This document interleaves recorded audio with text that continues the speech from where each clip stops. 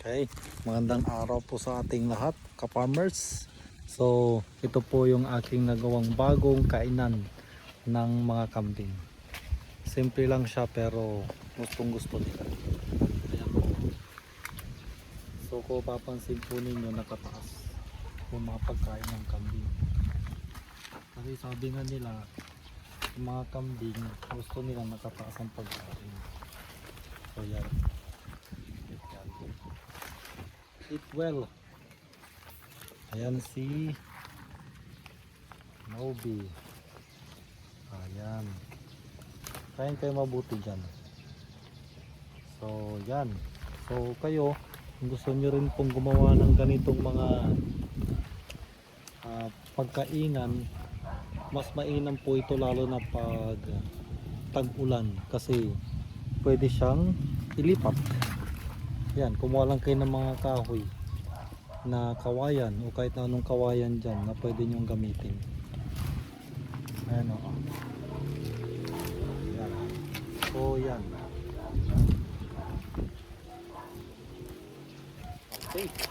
Kain mabuti. Kita nyo. So masayang masaya sila sa ginawa natin kulungan. I mean, kainan nila. So sinerge ko lamang po ito sa Facebook at YouTube, and then ginawa ko na lang po.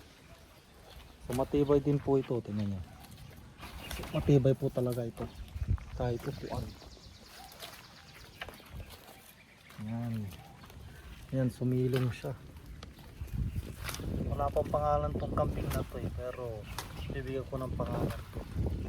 Tapos ito kasi kabibili lang po natin. Yan.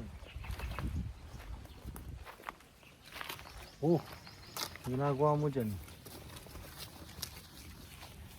So pinapakain po natin ay dahon ng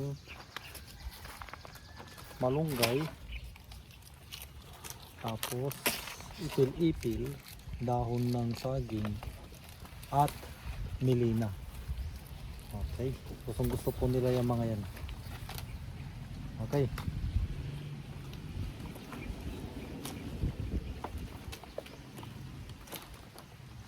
So yun lamang po. Maraming salamat. Hanggang sa muli.